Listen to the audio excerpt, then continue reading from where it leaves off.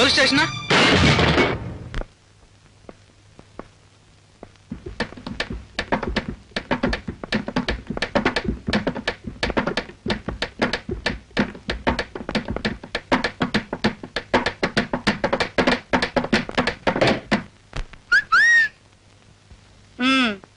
ఎందుకు ఆ మనిషిని కొట్టావు? ఒక ఆడపిల్లను అవమానించేందుకు, పశువులా ప్రవర్తించినందుకు. సంఘంలో ఏదైనా నేరం జరిగితే చక్కపెట్టడానికి పోలీసులు ఉన్నారు, చట్టం ఉంది. ఈ పోలీసుల వల్ల, చట్టాల వల్ల న్యాయం జరుగుతుందనే నమ్మకం నాకు పసితనంలోనే పోయింది. నాన్సెన్స్. మీ ఇష్టం వచ్చినట్టు ప్రవర్తిస్తే చూస్తూ కూర్చోడానికి మేమే అసమర్థులం కావు. నేను అదే చెప్తున్నాను. నా కళ్ళ ముందు ఏదైనా తప్పు జరిగితే చేతులు కట్టుకుని కూర్చోడానికి నేను అసమర్థుని కాను. నేరస్తులను దండించి తిరుతాను. నీకు అధికారం లేదురా. Inspector, respect. ఐఎమ్ సారీ, నీకు అధికారం లేదు మిస్టర్. మీ చట్ట ప్రకారం లేకపోవచ్చు, కానీ మానవత్వానికి అధికారం ఉంది. అది అన్ని చట్టాల కన్నా గొప్పది. అది మీ ఉద్దేశంలో కావచ్చు, కానీ ఇక్కడున్న కట్టుబాట్లు 10 మంది కోసం ఉన్నవి. Do you understand that? Of course. Yes. మీరిప్పుడు చేసిన నేరం ఒక మనిషిని కొట్టడం, right? Constable. Excuse me. Yes please. నా పేరు రేఖ. మీరేగా ఆ క్లబ్ డాన్సర్? ఇక్కడికి ఎందుకు వచ్చారు? ఈయనకి జామీన్ ఇవ్వడానికి వచ్చాను.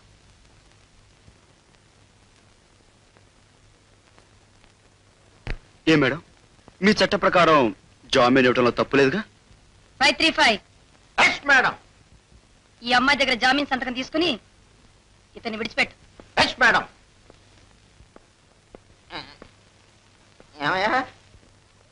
చూస్తే వస్తాదలాగున్నావు. ఏ వెయిట్ లిఫ్టింగ్ పోటీలకో, కుస్తీ పోటీలకో పోకుండా రౌడీలతో గొడవ ఎందుకయ్యా? అక్కడే పప్పులో కాలేశారు. అతను కుస్తీకి వెళ్తే మీకెందుకు, గస్తీ తిరిగితే మీకెందుకు? అమ్మగారు చెప్పింది సంతకం తీసుకుని వదిలిపెట్టమని. That's the point. కమాన్, సంతకం చేయి. నేనా సంతకం చేసే డ్యూటీలోకి వచ్చాను సార్. నువ్వు కాదయ్యా, అతను. ఎత్తను మీరు కాదండి, ఆమె. రండి, నమస్కారం. సంతకం చేయండి. అవును, నాకు జామీన్ ఇచ్చి విడిపించాలని మీకెందుకు అనిపించింది? మరి నన్ను కాపాడాలని మీకెందుకు అనిపించింది? సాటి మనిషిని కాబట్టి. ఏ, మీరొక్కరే మనుషులా? అవును, నేను ఒక ప్రత్యేకమైన మనిషిని. టాక్సీ. ఎందుకమ్మా అంత చిరుబుర్లాడుతున్నావు? అసలు ఏం జరిగింది? ఇంకేం జరగాలమ్మా. నీ కుమారరత్నం నాకు చెప్పుకోలేనంత చిన్నతనం తెచ్చాడు. విజయ మళ్ళీ ఏం చేశాడమ్మా? ఎవరికో అన్యాయం చేశాడట. పెద్ద హీరోలాగా వీడు బయలుదేరెళ్ళి వాడితో యుద్ధం చేసి వచ్చాడు. అయ్యో, వాడికి దెబ్బలు తగలేదు కదా? ఇంతకీ ఏడమ్మా వాడు? తల్లివి కదూ, వాడికే అపాయం జరగలేదు, శాంతించు. వాడేం బాపడతాడమ్మా, ఏ లాభం లేదు. ఇక వాడు తన పద్ధతులు మార్చుకోపోతే నేను నా ఉద్యోగం రిజైన్ చేయాల్సి ఉంటుంది. ఆ మాట అన్నావు, చాలా బాగుంది. నోరు మీరా. ఇదిగో ఇన్స్పెక్టర్ అమ్మావు, ఇది నీ స్టేషన్ కాదు, ఇల్లు. ఇక్కడ మమకారం ఒకటే తప్ప ఏ అధికారం సాగదు. చాలే, ఎందుకురా దాన్ని ఇలా ఉడికిస్తావు? అమ్మా, నేనే దోపిడీలు దొంగతనాలు చేయలేదమ్మా. ఎవడో రౌడీ ఏదో ఒక ఆడపిల్ల చేపెట్లయితే బుద్ధి చెప్పా అంతే. అందులో తప్పే ఉందమ్మా. అబ్బే, తప్పే లేదమ్మా. వాడేం చేసినా నీకు అసలు తప్పు అనిపించదుగా. అసలు వీడెవడు మధ్యలో? తప్పు చేస్తే శిక్షించడానికి మేము పోలీసులు ఉన్నాం, చట్టం ఉంది. పోలీసులు, చట్టం. ఆ రోజు నాన్నని మన కళ్ళ ముందు అతి క్రూరంగా హత్య చేశారే, వాళ్ళని ఏం చేశారు? మీ పోలీసులు. అక్కని అమానుషంగా, అతి దారుణంగా హింసించి చంపారే, వాళ్ళని ఏం చేయగలిగింది? మీ చట్టం. విజయ్, మన కుటుంబానికి జరిగిన ద్రోహాన్ని నేను మర్చిపోలేదని నువ్వు గుర్తుంచుకో.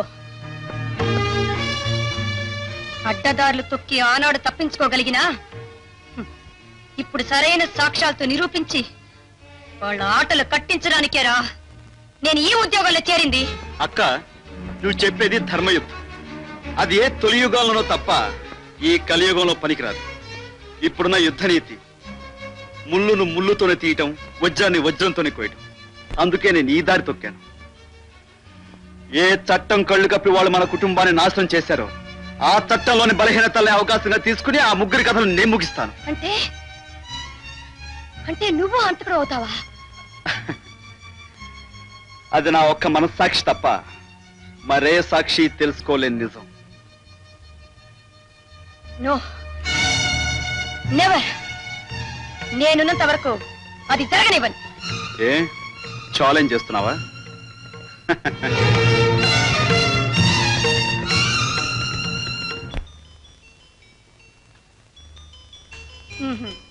కోపం నా మీద, భోజనం మీద.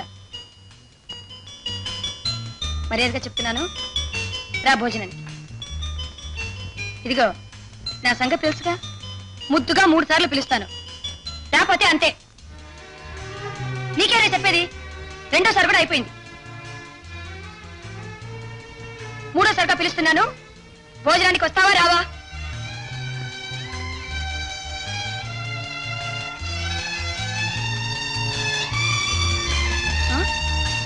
ఒరేయ్, నా తర్వాత పుట్టిన వాడివి, నీకే ఇంత రోషం ఉంటే నాకెంత రోషం ఉండాలిరా?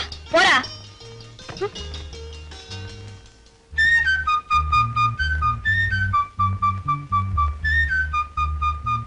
నేను తినబోతే నువ్వు తింటాకే వచ్చిందో? నీకే చెప్పేది, అమ్మ ఎదురు చూస్తుంటుంది.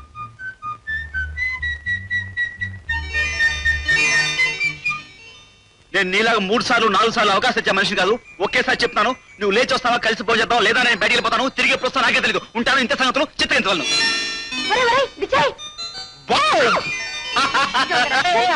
చెబుదలవే, దాంతో చాలా పని ఉంది. గుడికి వెళ్తే చెవులో పువ్వు పెట్టుకోవద్దు. సార్, నేను చెప్పిన కేసు ఇదే.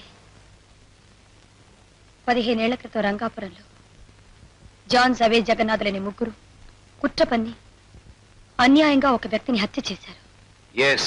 ఆ కేసు గురించి నేను విన్నాను. ఏమైంది? ఆ 3కి ఏం కాలేదు సార్, కానీ అకారణంగా గోపాలరావు అనే అమాయకుడు వాళ్ళ చేతుల్లో బలైపోయాడు. కొంచెం వివరంగా చెప్పు. ఎస్ సార్,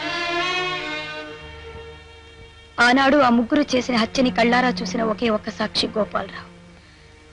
ఆయన కోర్టులో సాక్ష్యం చెప్పటం వల్ల ఆ 3కి కఠినమైన శిక్ష విధించబడింది. ఆ 3 శిక్ష అనుభవిస్తూనే ఉన్నారు. అయినా తమ శిక్షకి కారకుడైన ఆ సాక్షి గోపాలరావు పైన పగబట్టారు. ఎలాగైనా ఆయన్ని హతమార్చాలని ఎన్నో పథకాలు వేశారు. ఒకనాడు ఎలా తప్పించుకున్నారో తెలియదు కానీ 3 తప్పించుకున్నారు.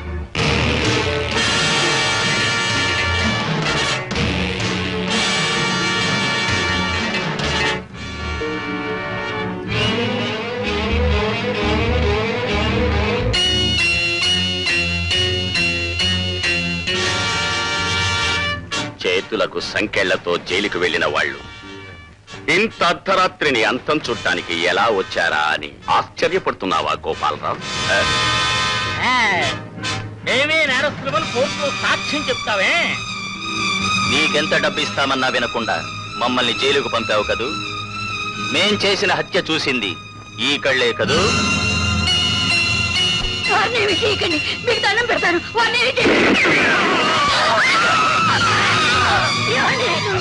మా పాపాన్ని చూసిన ఈ కళ్ళతో ఈ లోకంలో ఏ పుణ్యాన్ని చూడని సంచే.